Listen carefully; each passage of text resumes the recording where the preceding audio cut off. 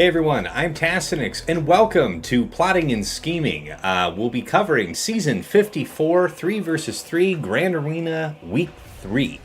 I'm joined by my co-hosts, TJ and Sasha Isha. Dagger is usually the fourth member of our merry band, but he's tied up and couldn't make it today. How you guys doing? Doing well, Tass. Doing well. Yeah, how'd the week end up for you, Sasha? How'd you do? It's second straight week of very little substance. I went 2-1, but in reality, kind of 0-1. I only had one real match, and even that match, I decided to get a little more creative with it rather than playing straightforward. So some fun stuff coming out of it, but light on content.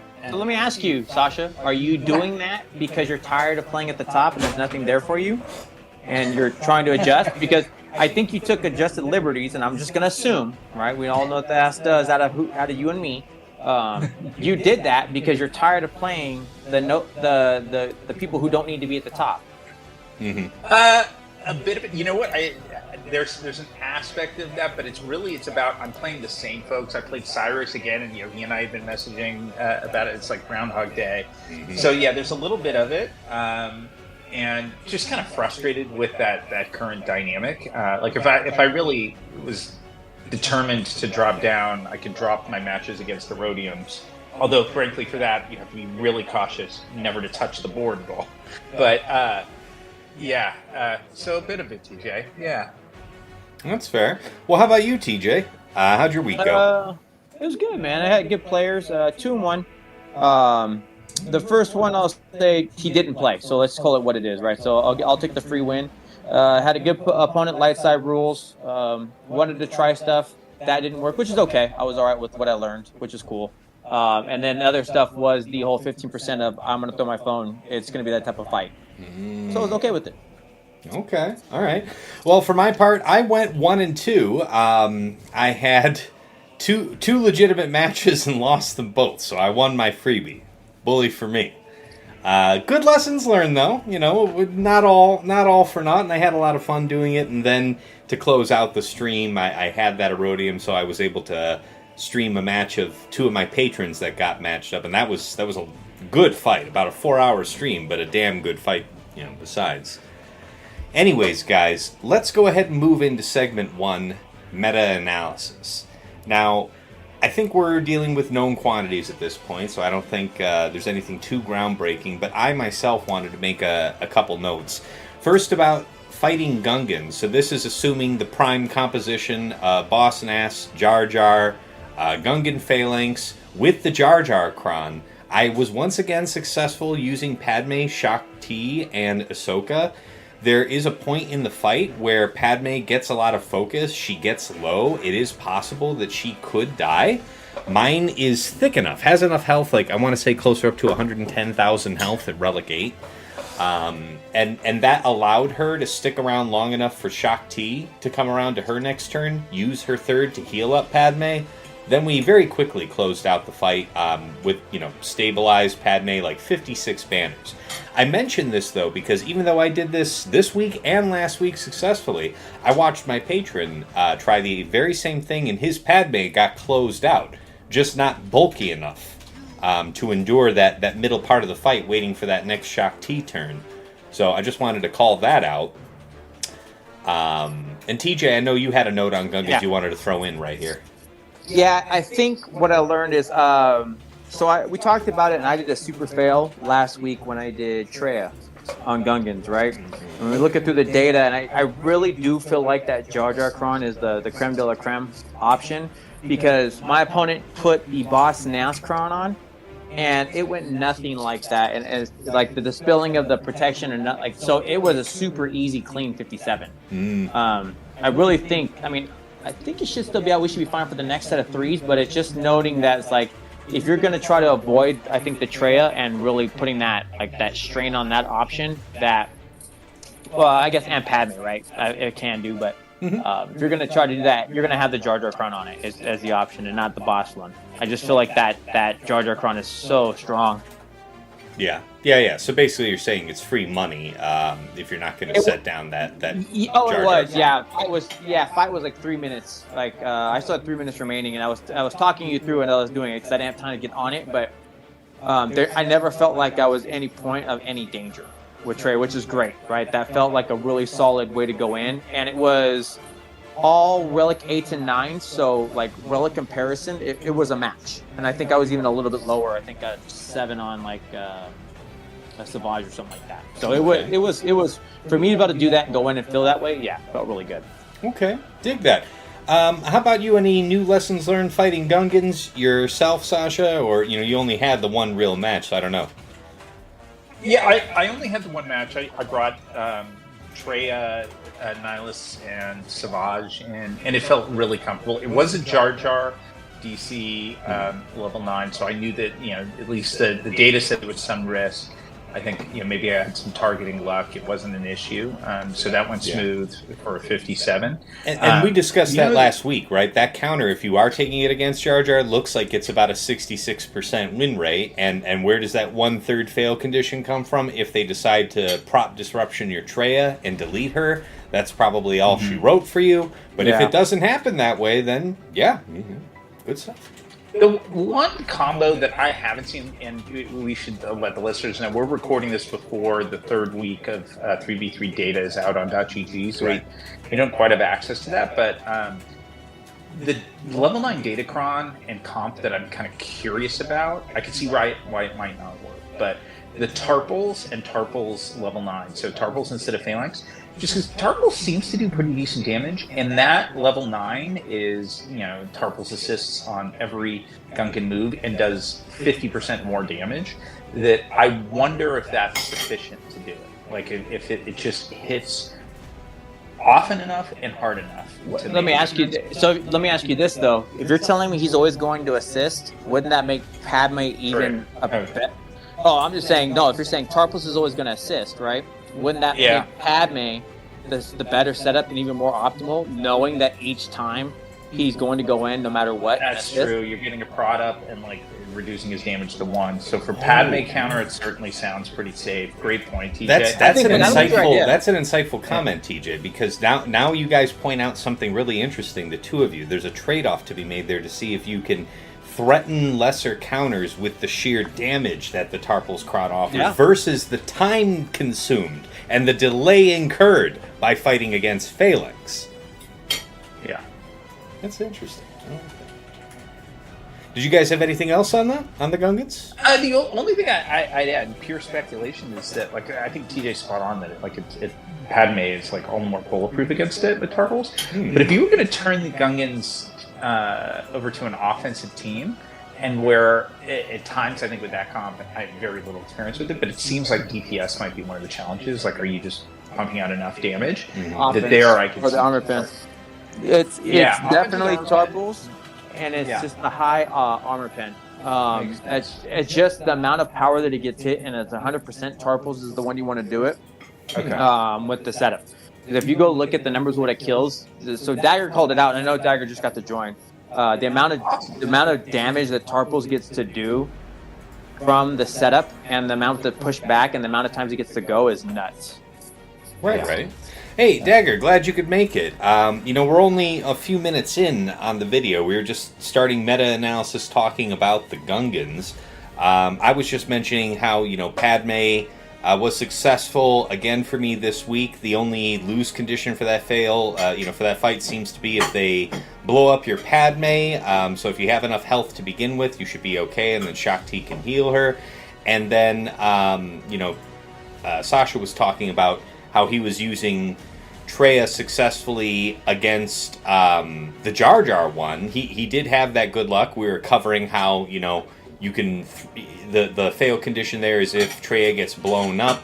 And then Sasha was kind of opining on, I wonder if Tarpals with the Tarpals Kron would be a more formidable defense to specifically Treya. TJ was saying, well, maybe, but then that makes Padme probably even safer, and then you joined us. So do you have any insights on the Gungan matchup from this last week? Well, first off, I heard everything you just said. I didn't know when you joined. Sasha. Yeah, but you hadn't heard it twice, Dagger. That's right. You're welcome. You're right. The words you were looking for were thank you for the recap. Yeah, so my dumbass forgot times worked, and I wrote down 6 p.m. But it's 5 p.m. my time. Yes, 5 So p.m. 10 because you're in a p.m. different time zone. why Yes. I'm here. Yeah. So time zones are dumb and hard, and that's why I was late. No, I don't actually have a lot to add to it. My first 2 round opponents didn't have Jar Jar, and I didn't play my 3rd round. Well, I did a couple of attacks just to test a couple things, but going 6-3 is a good enough reward for 3. Okay, yeah, and so everybody else said how they did in the week. So how did you wind up? You went 2-1 or what? I went 2-1 all 3 weeks. That is sufficient for me. I'll start 5v5 in like the 100s somewhere. Dig that. Fair enough. Okay, well, yeah, we were just wrapping up on Gungans when you joined us, so I was going to move to the next meta matchup, and I don't know if you'll have something to add on after that. But Queen Amidala, at the end of week 2, I was thinking about whether or not I would be using Padme there.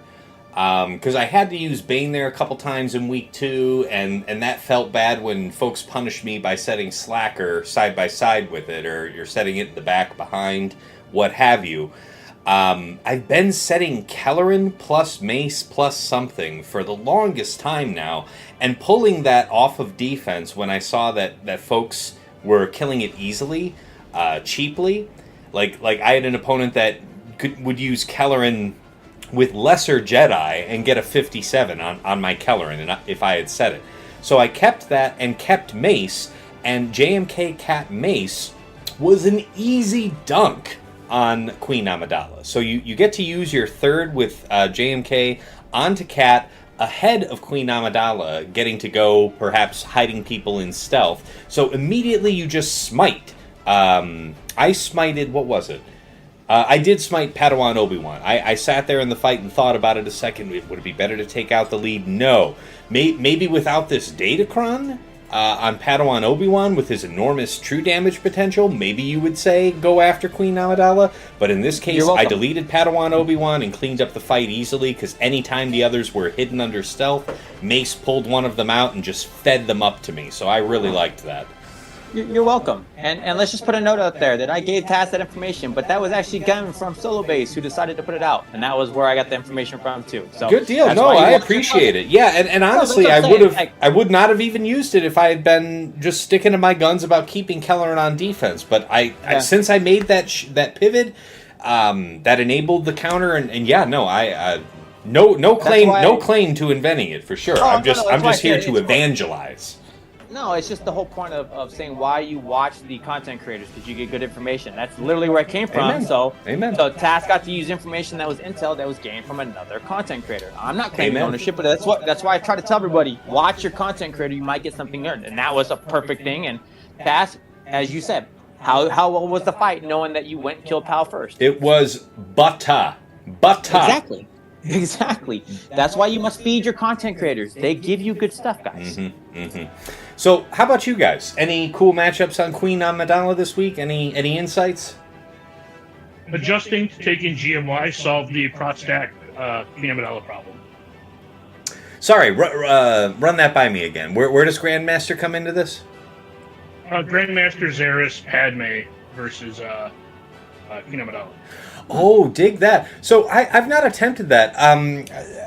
I haven't really seen a lot of video for that kind of fight. Yeah. How is it that the fight works when you're dealing with the stealth, though? How does that fight, you're not ever running a risk of getting stuck just smacking decoy?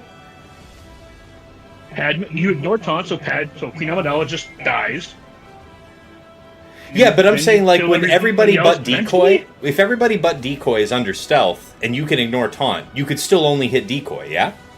So how does it work? Yeah, but you just wait for Queen Amidala to come out. Then you GMY spread. You kick her in the face. She dies, and then it just takes you like 2.5 minutes to kill everybody else. Okay, so the Padme Cron allows you to bide your time. You're reducing so much damage. You're waiting for one of them to expose themselves, and then you just take them right out with a kick. Specifically Queen Amidala. Oh, you need Obi-Wan to live because he procs your protection up. Oh, he procs the protection up. Yeah, from the assisting. Yeah. Yeah. So on that, this is against this is Queen Amidala, Padawan Obi-Wan, and Master Qui-Gon Yes. with Yes. the um, With Padme, the Obi-Wan. with the Yeah, Obi-Wan the full Ron. maxed Okay. out nasty. Yeah. Yeah, I did it once. The other person I fought did not have the other two up and running, so they did like Padme lead Queen Amidala, and that was probably worst, but just GL'd it and moved on. I mean, worst to attack, right? Padme, Queen Amidala, Zaris. I was just like, oh, nope, we're just gonna GL that and move on. Yeah, yeah. The issue that I ran into, because I was using that same one that I used successfully the prior week, and again, like, if I were going to play to win and squeeze out risks, this is not the counter I would have tried, but I'm like, all right, first of all, I released this goofy thing into the wild. I'm responsible for it. I got to go rein it in. And I thought it would be pretty safe, which was Padme, Barriss, and GK. And in mine, I was able to take out Queen Amidala, but what surprised me, and this may be a matter of relics and like modding and stats on the DC, but the Padawan, I may have been the Master Qui-Gon. Actually, no, it's the Padawan Obi-Wan took out my R9 GK with an attack, one of its like just sort of basic attacks that go, I think it's a basic or one, maybe it's a special that goes under protection and one shot my GK. I'm gonna echo this. I'm not gonna pretend like my quality of opponent is the same quality of opponent as yours, Sasha. So I hear you. Take my success. Yeah, mine. I found failure point on mine. Well, I'm going to say, but I'm going to echo your opponent because I took the same thing, and I do think the relics have something to do with it, and I would want to see what the GMY looked like, Dagger, from your point. Light side rules. He had the proper thing. He had everything set up correctly.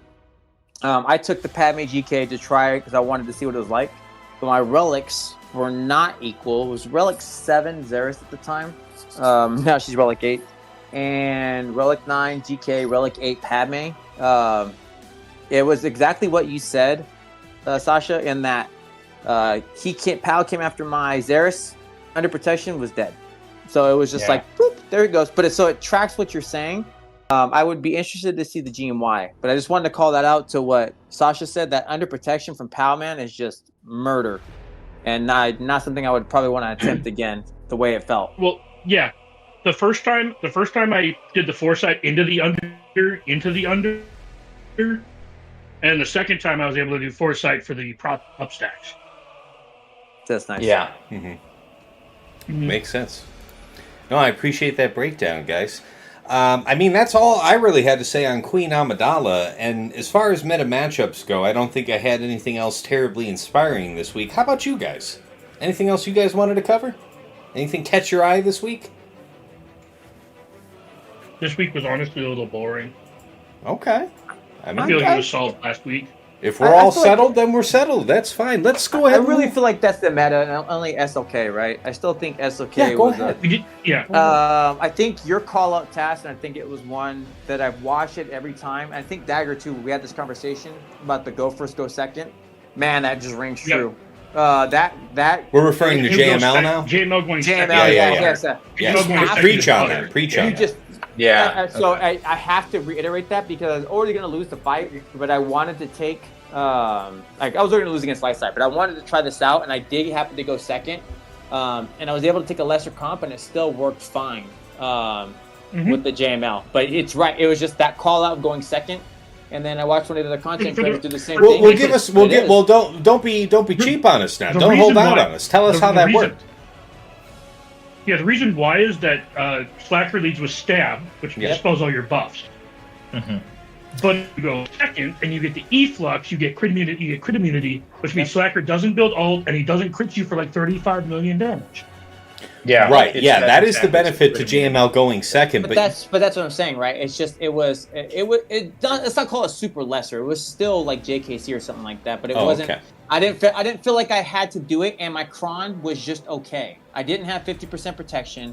I had some on there, and I want to say it was like 30 or something like that. So being able to take a lesser cron, and it was the full Monty, and it had like a huge amount of R-pin. It was a properly set up. Now, when we say full Monty, you're talking Hux Crew or Hux Foss, right? No, Hux Crew. Okay. I mean, either one is very threatening, but Yeah, certainly but it didn't matter Hux because there Hux was dead. makes But that's what a I'm real saying. problem. Yeah. So having the Hux there to stop the turn meter and all that, but they were just dead. So once you go second, I did it with the win. I did it with Cal and Shock and 40% prot. Beautiful. Now, Oh, I noticed that, that the win rate was higher, even if you had lower prot on the set 14 Kron. If you had the Jedi 100% added damage, is that what you were using as well, Dagger? Yep. Yeah. Okay. Yeah. So Yes, that yes. seems to have been part of it. Efflux hurdy. Yeah. Making Efflux hurdy is a big deal. I did, but I think I was in the 20 to 30 range on the prot. Like I said, it was not optimized where it would be like, this is your JML prot. This is just what I had, but I also did take the 100% level 6, though. I knew that was going to be a big deal because you're wanting to make sure whatever you actually have to somebody with actual stuff, they need to be big time. Yeah. Fair enough. I mean, and we all, we have the experience to know that 100% damage bonus works for JML coin. Like that, I mean, it is real deal. Yeah. I myself, I just, where I was successful fighting that Slacker comp, I just went in with Bane plus something. I will say this though, because I got tied up needing to use C and Malik and Set to make sure that I could successfully get through a badass Inquisitorius team, I didn't have Set available to use with my Bane versus Slacker. So I was terrified about what happens if he just pokes Bane and he just stops existing. Somebody, I checked Insight, and Insight bailed me out again. Some clever bastard out there put Talon with Bane, right? I mean, it makes perfect sense. Yep. If he should get stabbed just about into non-existence, Talon will save his bacon. And I went and ran exactly that counter, and even though Bane didn't come anywhere near close to actually getting popped, as I had feared, we still covered our ass, lost one relic level to his multiplier, because I have a relic 8 Talon as opposed to a relic 9 Set, but it was not determinant for the fight, and we just ran roughshod over the team right after Slacker's first turn. But I wanted to point out, I really wouldn't have thought about the usefulness of the application of Talon there, so that was slick. I don't know if you guys had any other Slacker insights. Well, to speak on that point, I tend to use Set and 3s because you can sometimes get away with max banners. Sure, yeah. That being said, I use Talon as the second a lot. Because like you said, it's a savior, it's extra offense off the rip, it's extra health off the rip. It's true. Mm-hmm. So I use Talon a lot in 5, so it's always in like the back of my mind as an option at least. I'm glad you found it as well. Mm-hmm. But yeah, in 3s I like to use Set because the upside of having him survive is there. It's the same reason you use Set with like C. Right? It's the fact that he will survive a non-zero amount of the time is banners. Right. A C solo. Never survive. You're exactly right. A C solo that you finish the fight with C at full health and no protection is a 58.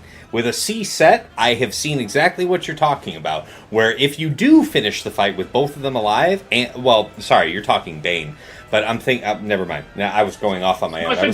I was thinking about how the C set thing can end you with a 58, but anyway, I was wandering off on. Well, no. So to your point, like when I use C solos frequently, I feel pressured to ult just to close the fight out because he is so slow to ramp. Where with Set, I'm just like, I'm gonna sit here in the middle. So I do end up with 58s with just a C plus Set because you don't have to transform with C set. He just eats so much damage. Just to your point though, like, just having all these Sith is just so flexible on offense. Like, man, it's gonna really suck if we get Sith Crons again, because I really like them not being cookie cutter. Because the current Sith Crons we have don't make them super cookie cutter. It doesn't scream slam me on defense. Well, I think you probably are safe for another 2 or 3 Datacron sets before we see Sith again, because we have set 14 active. It will be the next set to go, but usually they're pretty good about that. They give you a couple 3 Datacron sets of break before you see the same faction return. So I hope you're right about that. We may see like Sith Empire with some subset. Fair enough. Sith Empire, fair enough. Yeah. Some subset thing. Yes. Fair point, Sasha.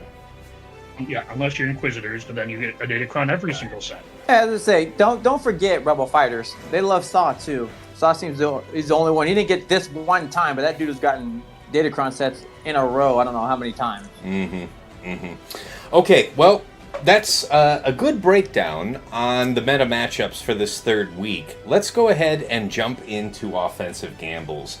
Dagger, I know that you are just full of free time. You're sitting around all day long, twiddling your thumbs, waiting for this podcast. So I know you've already got your notes together from A to Z, and I'm sure you're prepared right here, Johnny on the spot, to tell us your offensive gamble of the week. All right, first of all, there's a lot of sarcasm in that, and I deserve all of it. Second off, this is definitely not me stalling while I'm thinking. Yay! It's a good call out. It's a good call out. I feel like you could have just said Directly under the bus with you, sir. I will say this, if I'm going to be completely honest. Yeah. My first 2 rounds, you can go look at my history on the first 2 rounds. No, I can't, because GG didn't update because they are bums today. Oh, sorry. I was just going to say, like, almost everything was a risk my first 2 rounds because, like Cass alluded to sarcastically, I didn't check mods or datacrons my first this week, really. I was just like, all right, this counter has worked in the past. Let's go. So I also saved a ton of shit to just overkill. So I didn't really have too many risky fights, and I'll just kind of leave it at that. All right. I'll come back to you because I want my pound of flesh. You get to pick one offensive gamble of the week, and I didn't quite hear that. So this cup will pass you by, but only just for now. TJ, how about you? Your offensive gamble of the week. I'll call it 2 only because, and it's not taking the thing. We just talked about Padme, so I tried my Padme on the Queen, and then that was a gamble I wanted to see where I got beat up. So. Offensive gamble. The other one that I did, and we talked about it, been working all season, but didn't work this time. Sit on BKM. Normally that was a pretty clean fight. I think the only thing that would make the difference is that was the tenacity up level 3. I guess caused the fight because I couldn't get to the stacks. No matter what I did, they went fast enough, so I didn't even think about it. And you know how that goes. It's that one little change, but man. Either call it the 15% of what you get, it's going to be the match, all the stuff that can go wrong is going to go wrong, but that gamble went very wrong. No, I think that's smart, because there are the Sidious fights where you just end up basicking, using basic to smite the enemy as opposed to trying to ramp up the 5 stacks a dot. That BKM counter is definitely one of those where you're going for the 5 stacks a dot. So that Dispel on level 3 would just put a hard pin in that. Too fast. Because of what's it called, IG-12 being there, being that fast to help you fast enough, it kept cleansing it. So I kept getting close, even with the basics. I tried to keep it a couple different ways. I could not get anybody there and close me out. So that was my one where I was like, all right, tough lesson to learn. It's going to be one of those types of matches, which it was. But yeah, that was my big one. No doubt. All right. Sasha, how about you? Gamble of the week. It could work. It might not have worked, but it was your gamble. Yeah, really the only thing that's kind of close to noteworthy was I faced Cyrus said a GMK Padme Cat squad, which is a pretty cool defensive one. I mean, pretty costly too, because we've been spending a lot of time talking about Padme's potential on offense. And I again, like kind of in the spirit of just having fun being like out there, I set a back wall against Cyrus that was all 5 GLs in that. And set, I'm just at this point I was just going to throw it all out there. So I was limited on options, you might say, when it came to this. And my best bet I felt was using C, and the data didn't look too great with C, but I had done it previously, ironically against his same comp, like his same like the week before, the exact same characters. But I used C, Armorer, and GBA. And what was interesting is kind of a learning out of it is the Padme Datacron that he set had the protection, disruption. Level 6, which also is the ignore taunt, right? And it was fascinating. I have no Sith in that comp, right? So there's no deceived benefit that forces them to target somebody other than C. And they took armor out, I think, basically as the game was loading. Like, the thing just disappeared. But then went all in on C. And I was left, I haven't seen this in a long time, but I was left with a GVA and Geo Brute there, wondering what the hell had happened. So that was impressive. Wow. The Datacron had like 300%, I think, armor pen. But That sounds like our boy Cyrus. Yep. Yeah. Sounds right. As one does. But yeah, exactly.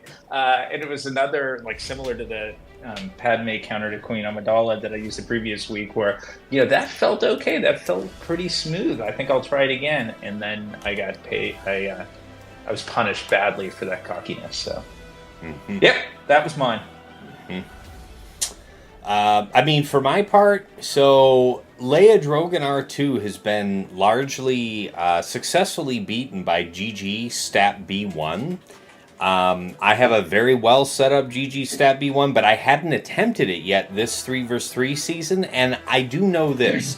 Where it does lose, it loses because they manage to blow up your stat, right? So I took my stat to Relic 9 for this third week, and we didn't get blown out. We got to yellow health, I think, and then I ended up restoring and finishing out for a 56. So that was great. They win it? Sorry, GG Stat B1 versus... Sorry, what did I say? I said late. No, right, no, my question is, they actually went? They did, I want to say, but what I wanted to point out was I watched one of my patrons do this fight, and they lost their stat. Their stat was only Relic 7, fine, maybe even at Relic 8 itself it would have lost, but I know for those of us right up here in the top ends fighting people that have super tricked out Datacrons with extreme stats and stuff, maybe your Relic 8 stat could be challenged by that, and that the choice to take him up to Relic 9, put him in the health cross, has him up over 80,000 health, so after that first use of his third, he gains 20% health, he's, 96,000 health after that first use. That's going to give him the durability he needs to stick around. So I don't know if that'll be... I'm confused, though. Hold on. Just put him in a health cross. When the Kron rotates, this won't be reliable anyways. Don't R9 him because it won't work after the Kron. The Kron anyway. Yeah, well, I was going there anyway. I was going to say, like, the Relic 9 is arguable for its application, but I specifically wanted to shield against this, and whether or not the Relic 8 was what saved me today, or if it was the added survivability from the 9, I don't think it was. I still felt super duper safe. Really quick. Yeah, go ahead.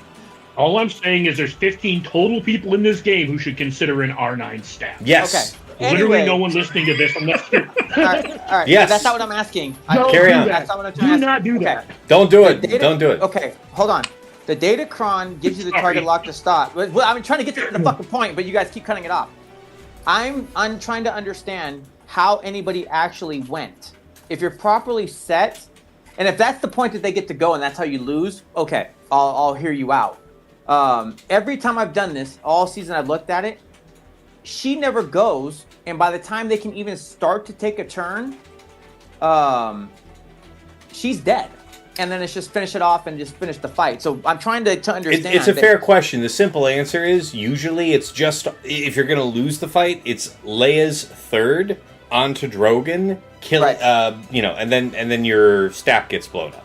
So she's gone is the point, basically, because I was like, in mine, she's never even gotten to take a turn. Mm-hmm. Like literally zero. And we're talking Mm-hmm. proper 570 speed. So that's what I'm trying to understand. They maybe get 1 or 2 turns total when I've done it, but I agree with that. It's got to be more of a mod issue. It's more of a mod issue than it is a relic anything issue, else, in my opinion. I mean, that's Yeah, fair. yeah, Mine it's doesn't have it, but I've got 80% health. So it's like you start with the target lock. So you do your third. You open up with the third onto GG. GG hits in. Target lock is there. You've now started the TM train. Were you not doing that, or you did something different, Tess, where because she never goes for me, and that's what I'm trying. Like I'm flabbergasted. Like I think I started off with Stapp's middle. Okay, that's why. Okay, now I'm starting to track. I think the next You lead with the call to assist. Right. That's You the put on difference. the target lock and you call GG to hit the target lock. Right. That gives your entire team 10% turn meter, GG gains 20%, or no, it's 18% or something like that. It's double and then the it's thing. just off to the races. That's what I'm it's saying. double what Okay, the so other ones get. but Well, now wait a I'm starting minute. to Wait a track. minute. You're saying if you're starting the fight with Stapp going first because he's got that bonus turn off rip, Call and he's third. calling General Grievous. He's not calling General Grievous onto a target locked target because Yes, nobody he is. else would have Yes, applied it. By He then. is. What are you talking Yes, about? he is. The level 6. Yeah. Remind me. What am I misremembering? They get here? target The locked level to start the 6. fight. At the start of Oh, each start of separatist turn, battle. a random enemy who doesn't That's have what I'm target lock trying to gains say. target lock. I'm not. This is going to be irrelevant when Datacron goes. Sure. Yeah. But you start with third with Stapp onto GG, the fight is over. They never go. That's why I'm like, I don't know how your person went.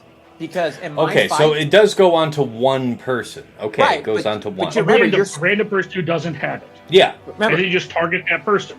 right, and you're yeah, to the get the fight's little over. TM boost off that. that I makes sense. literally, I don't even take the point of, I don't care who they get the target lock. I just focus on Leia, first move, and then I stay on Leia. Leia never takes a single turn, even with my 3 characters. She never goes.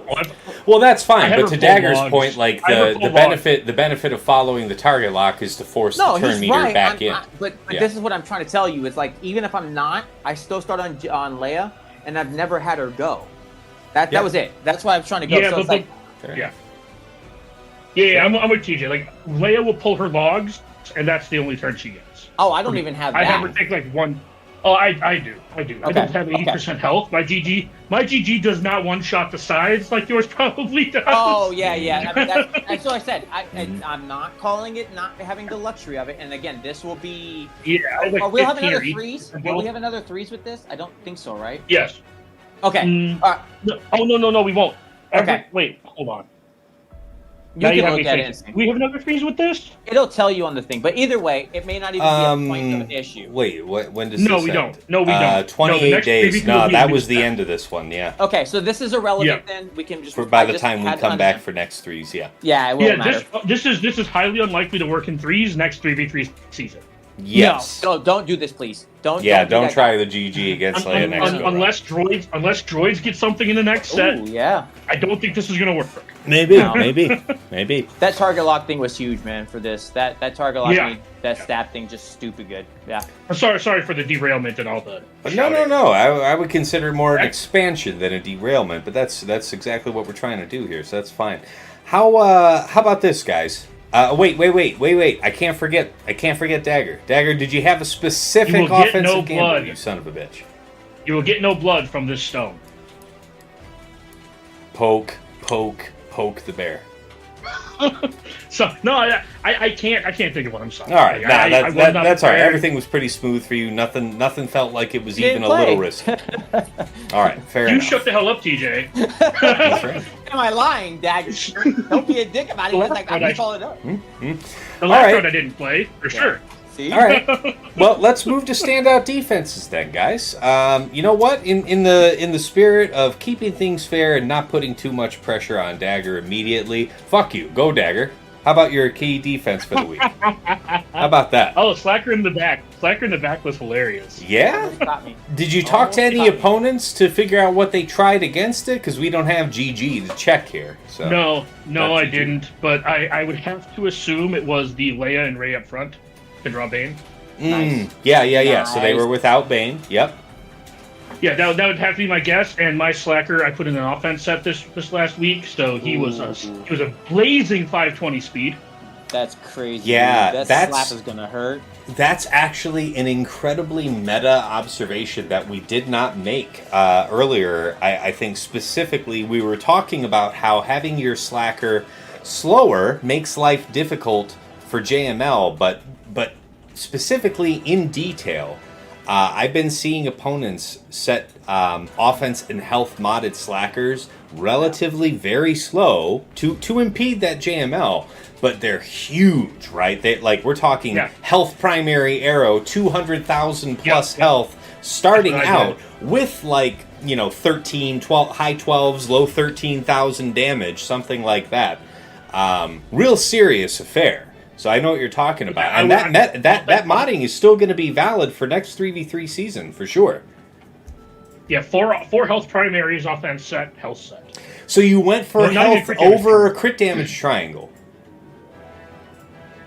Only plenty of damage. You kind of broke I up there, wanted but to- you were saying that you don't feel like Slacker's going to be without damage. No. Yeah. Dude, Oh, that one- level 6 is absurd. one, you can also Yeah. one, it stacks crit damage on the level 6. Two, does. you can literally just put all your crit damage on the Kron if you want.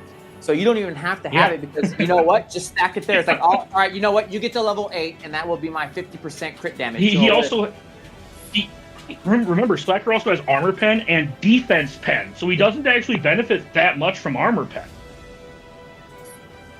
yeah, Fair dude, enough. I think I've got 50% offense. It's like subsequently rolled that way on my Slacker Kron. Just for whatever reason, that's how it rolled out. It's just stupid, and then it's still got armor pen like crazy. No crit damage for whatever reason, but it's like, who cares? The amount of damage he's gonna put off of this thing, he is the scariest dude on the face of the earth. Well, how about you, TJ? What was your best defense of the week? Dude, I the one who did it all, Malgus. Oh, tell Malgus us in the about that. back- How did you set Malgus- that up? Yeah, okay, so because we're all so used to saying it, I talked to you, Tass, right? I'm like, you know what?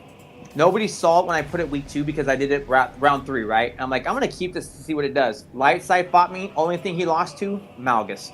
I go against my other dude, which wasn't, I wouldn't call it a fair fight, but he had good stuff. He kept enough of the right things.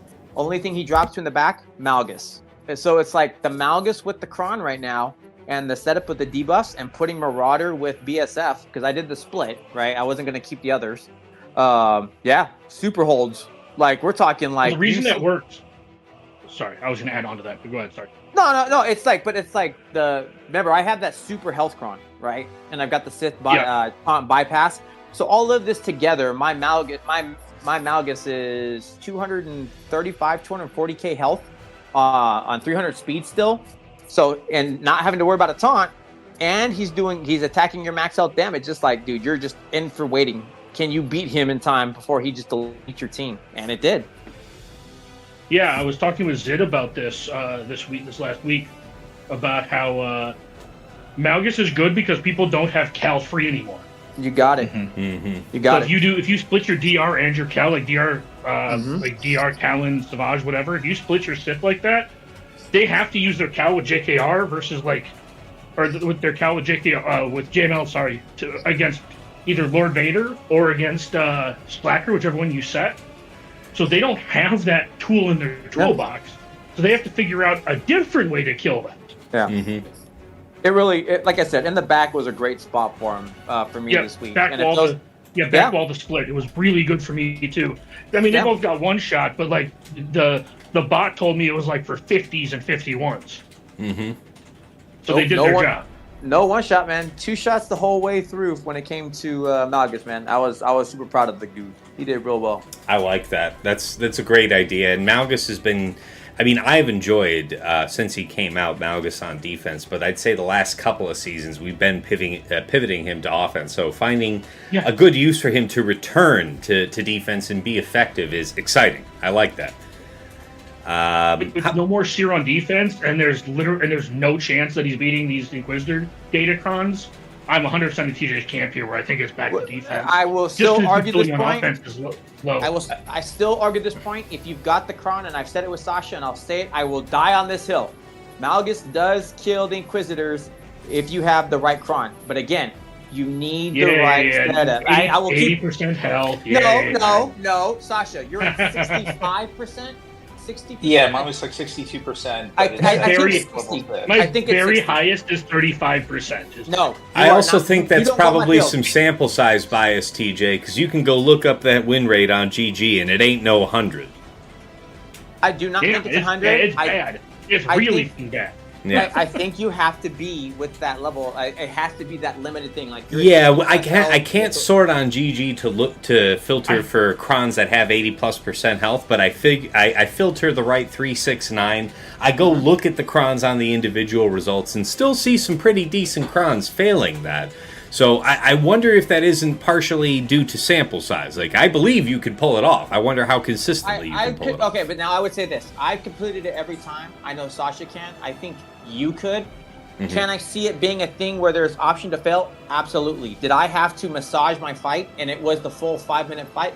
Absolutely. Was I having to, like, I made decisions during the fight knowing what I was doing, where, like, I could do the big bonk or some pull, and I was like, no, I need to put the tenacity down so I can put the taunt off because she's going to do the big rip. I was making choices in between the fights, so yes, you're right.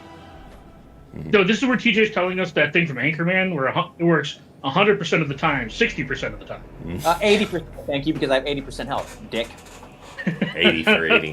There you go. So that battle aside, like the Inquisitors comp aside, like the Malgus thing is really interesting because I agree it was set up, and I thought about this. I did not set my Malgus on D, but I thought about putting it either in the back wall or on the front wall to draw a GL, because you're right, it's not in sort of most people's economy now to have like a completely separate Jedi Knight Cal. But the reason I kept it on offense is I still, Inquisitors aside, felt that there were these really challenging, like, for me, painful targets to deal with that Malgus did great with. And that was 100% agree. Yeah, Malgus does great against, or very, very well against GG Staff. I mean, you may lose a side or two, but like I've grown accustomed to losing points against GG Staffs. And then the other one that it does well with that is still spectacular, like, I mean, until that Datacron fades, but that's the Finn, Resistance Hero Finn, Zori. That's like those, it's great. So Malgus clears those out really nicely. And then, you know, in other cases, I also like that if you're playing a really heavy defense, if you hold Malgus and your sort of, you know, assortment of Sith, you can mix that stuff up. Like I had one match, not this week, and it was 2 weeks ago, where I took, I held my Sith and Sith Empire, and so I needed an extra squad on offense, and I separated Malgus, Talon, and like Marauder from DRBSF Malak, and DRBSF Malak were able to take GG Staff again with like you know, a lot of blood all over the place, but it gives you multiple squads. So I agree it's a beastly defense, but I mean, I felt too like addicted to it on offense to give it up this week. Now I'm going to comment to agree with you 100%, Sasha, because I loved Malgus on offense. The only reason I did it, and I talked to Tass, is needing to put something that's going to be formidable enough on like the back wall or something like that when you're getting to that really strong 10 to the 15th setup of teams. And you know as well as I do, and nobody plays it really. You just don't see Malgus on defense anymore, or you're prescribed for what it's at. So if you don't really set it, putting it in the back wall is that great tada of, oh, shit, I don't have Cal right now. I don't have that. If I may hop in really quick. Oh, never mind. Sasha's hopping out. But I was going to ask him a question. No. Go right ahead, Dagger. Go right ahead. So I'm gonna hijack the end segment just because I want to get your take on it really quick. Yeah. What are your thoughts on the gift-only Master Qui-Gon Datacron? It's not, buddy. It's gone. It's been confirmed. It's a Datacron and 20 Master Qui-Gon shards. It was confirmed by Sig. We can. I already had to tell Tass. We can. I thought the same thing, and I was ready to soapbox with you. It is not for the gift. Okay, thank God. They give you a cron. No, and that's like, you know what? As you were, sir. Thank you for clarifying. But hey, since Sasha has to wrap up and take off here, let's get his best defense and then quickly get his takeaway and final thought here on the end of the season. So, Sasha, the floor is yours. Yeah, so best defense, I really don't have anything to go by. I had 2 full matches over the last 2 weeks, and I was one shot in the entirety of each of those. Cyrus did a nice job.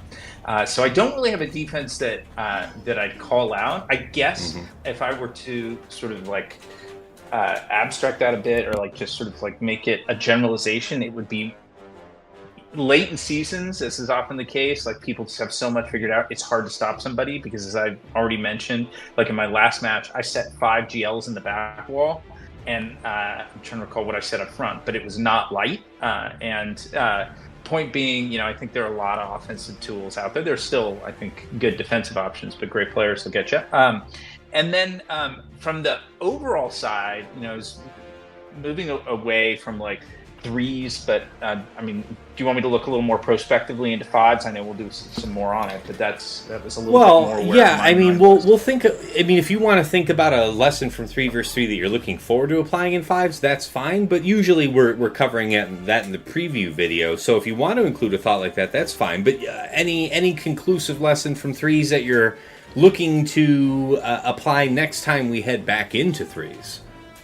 Yeah, I guess like some of the biggest stuff, and this is ground we've covered a bit, but like I'm a huge fan of of what that Padme level 9 and the proc disruption level 6 Kron can do on offense. And I know I probably pushed it too far, taking it against Queen Amidala, but like the survivability is incredible there, and it's like I think that is going to. I think that's going to have high potential. And I was thinking about this, and I'm not going to do it, but Dagger almost sort of accidentally pushed me over the edge. I was thinking about crazy stuff of like GMY, who's a support character, to R9, like to just make him crazy thick so that he'd be able to survive more. Barris was high on my list as an R9, and maybe like the next one, because, you know, for her as I can't remember if she's healer or support, but either way, her health gets healer. super juiced. Yeah, she's a healer. Yeah. So that Kron combo, and that's why like I mentioned, I faced an opponent who combined JMK Cat and that Padme. I think that's awesome, but I think that just has so much potential on its own that was a big theme of mine. And yeah, and I think that's probably it. I don't have the time because I was light on data points this week. No, that's completely fair. Well, hey, I appreciate you throwing that in, and yeah, if you got to take off, thanks for joining us as always. Of course. All right, take care, guys. All right, take care. All right, well, let's go ahead. Before we do the wrap up, I wanted to cite my standout defense. This is. I have a sneaking suspicion what happened here, but I won't be able to know for sure until I check Swugga.gg. So I was fighting an opponent who didn't happen to have the Tusken Raider Omicron. And because, if an opponent has that, they're generally setting it on defense. But if I see that they're keeping it flexibly for offense, they're almost always keeping it to run roughshod over a turn meter team, most typically something like Rex Crex 5s, which otherwise demands a fairly serious solution. I see a lot of people use Malgus to kill that team, for example. Not saying it isn't overkill, I'm just saying it happens commonly enough. That said, without him having that Raider Omicron, I set Rex Crex 5s side by side with Gas Arc Echo, and wouldn't you know it, he had to withdraw on the first attempt, so I wonder if that's a GAR ISC gone wrong with the Dispel from the Arc turret.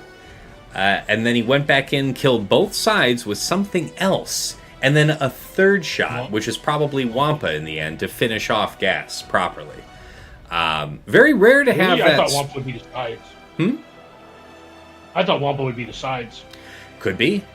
Yeah, there's a variety of things that could deal with the man solo, sure. I only bring that up because I've seen Wampa beat a handful of gases this season already. The Arc Echo, not the Rex 5s. That doesn't.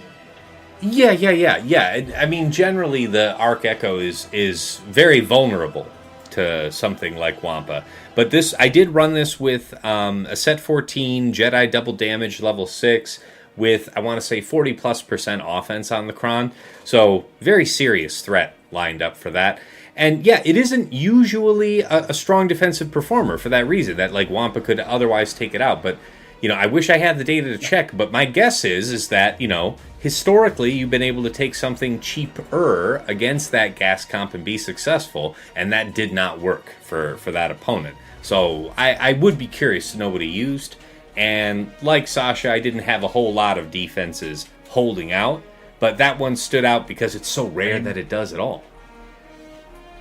You trying to say something? I mean, I was in the 200s, and I didn't have like very much hold either. So like, that's kind of Sasha hit the nail on the head when he said like this is week 3. People already have their shit down now.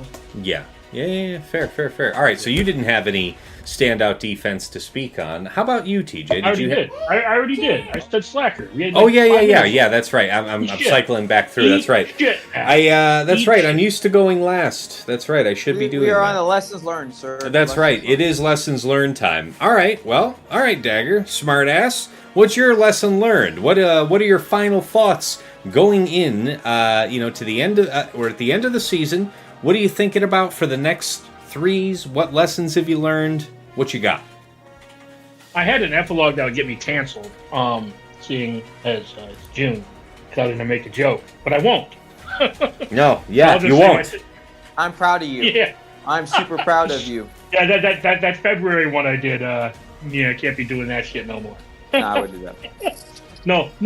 I would say this 3v3 was season. I talked about this last 3v3 season, and I will say that I actually enjoyed most of this 3v3 season because I didn't take it seriously, or as seriously. You guys know I didn't show up as much to the plotting and scheming, and part of that was lack of free time, and part of that was lack of motivation to change anything and just do my fights and dick around and just try to have fun somehow. Save teams I like, set teams I don't like on defense. Mm-hmm. So I will just say it was interesting playing an entire season to just try to have fun. Okay. And going 6-3 while doing it is also a bonus. But yeah, I don't feel as taxed. Usually after 3v3 season, I feel very taxed. Mm-hmm. Now it's just my real life that makes me feel. But I will just say I enjoyed 3v3, and this is the first time I can remember enjoying 3v3 in a very long time. Very good. So I appreciate the people around me forcing me to interact with this shitty game mode and find ways to enjoy myself. All right. Fair enough. How about you, TJ? Your final thoughts, lessons learned. What are you taking away? Just to know that, we just had this big debate about Malgus, right? Well, now going into the next threes, I don't think Malgus has what it takes anymore. I know he's there, but he's not the there that I have and I've been relying on all season. Right? Yeah, you mean as an offensive counter to use the Sith thing to ignore taunts and stuff? Right? So we talked about the Reva. So the things to take away are these gnome ones that I know are going to do good or whatever. The bypassing the taunt. I think we take it for granted. Also, I know Bane is great, but Bane is really great with this Kron, and that's gone come next threes, right? But guess what's still here? Super SLK. And we have these other teams that are still monsters that are going to maintain to be monsters. So going back into where it's we'll just take this. It's well, that's not the case. I don't get to come back and tell you and keep saying the same thing about dying on the hill of Malgus, because having the 45% is cool, but I don't think that's standing up. We talked about needing 60% health, right? Well, you're not getting that really off of this set now. So I'm kind of nervous. It's all these these work, and these in bypassing taunt. It's you're taunting. Well, I don't care about that. So we're going to go kill you with this. So if his power is diminished by this Kron, that for me that would almost imply that he would end up having more use on defense. That's what I think. All of these the Sith bypass taunt and and these other pieces were really nice, and I think we took it for granted. It's like Doubt, right? Doubt we took for granted, but now it's not here. So it's going to be interesting when we come back to the start of threes and we still have these super guys and these super comps, and it's what do you do against them now, right? Because it's just look at Treya. Treya was bypassing taunt, and she was taking we'll take this, doing all that. So it's it's kind of scary now. Very fair. For my part, for lessons learned, Seer Malicos and Starkiller is really great against this Raycron. Obviously, when we come back to the next threes, we won't have to deal with the Raycron, but you still will have to deal with Ray. And maybe just regular Starkiller will work come next time. But, thinking about this fork where we were just talking a couple seasons ago how Bane felt like overkill. Adding him into the meta meant that we had another win harder button. In a meta that felt like we already had too much. Now, over the last couple of seasons, things have evolved such that there's stress placed on these so-called overpowered kill counters, right? Because you're having more overpowered defenses emerge. So, next season, you're going to have to think about which counters you've been relying on that were dependent on Datacron set 14, and if if you were losing your set 14 cron that went with that preferred counter, think about how you can pivot in, a set 15 cron to make use of that. So that's the tip. And I think, what is it? By the time we come back to next threes, though, we'll be farming for the first week of set 16. Yeah. I actually want to echo what you said right there, because I think this is something people may not think about during this conquest. Sure. That just started. You hit on it. I just want to reinforce it. Please. There are going to be datacrons rotating, so use this time to develop a couple of datacrons for those important teams who are losing crons, just in case they don't get their gap filled in the next set.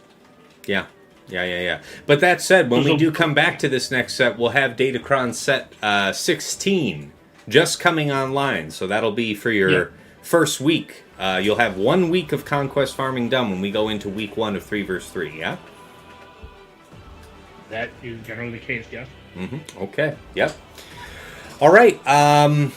Any other final thoughts you guys want to throw out? Yeah, go ahead. I figured I'd change it up since it's Pride Month. And I will just say, I really appreciate the range of colors you use in your hats. You should add more colors to your range of hats. I see. I'll keep that in mind. I appreciate your insight there. Thank you. All right, guys. Well, it's been fun here, and we've arrived at the end of another season of 3 vs 3. Let's go ahead and start to wrap this one up. First things first, if you want to catch me live, check me out on twitch.tv/Tassinix. Obviously, you're watching this show on YouTube, so you're already aware of the Tassinix Gaming YouTube channel. If you're liking this video, please give it a like, and hit subscribe to see more from this channel. Got plenty of other Swugger-related content you might be interested in. Including, my past VODs uploaded with chapters added for easy browsing. I have Datacron set videos that I make with Aesop Rock, one of the best players in the game.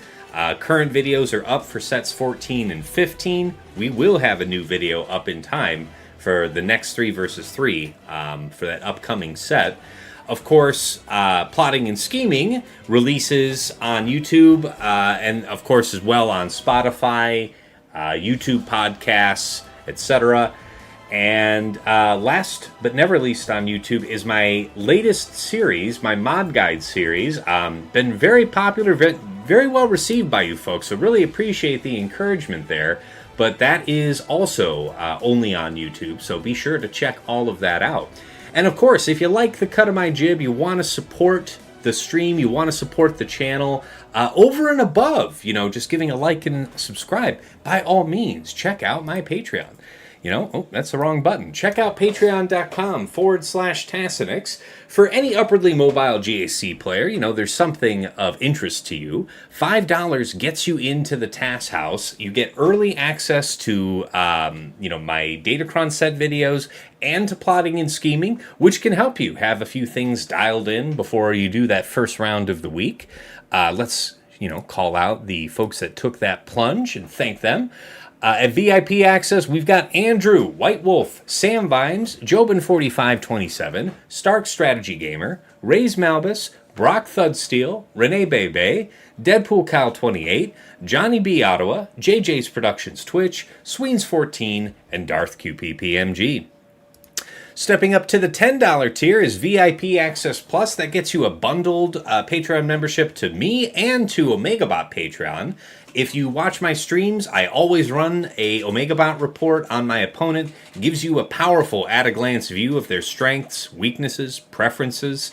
And being an OmegaBot Patreon allows you to pull a custom number of weeks, more than just the last 2, which is what any free user could have. But thank you so much to Stryker and Esh Sotnikam taking that deal.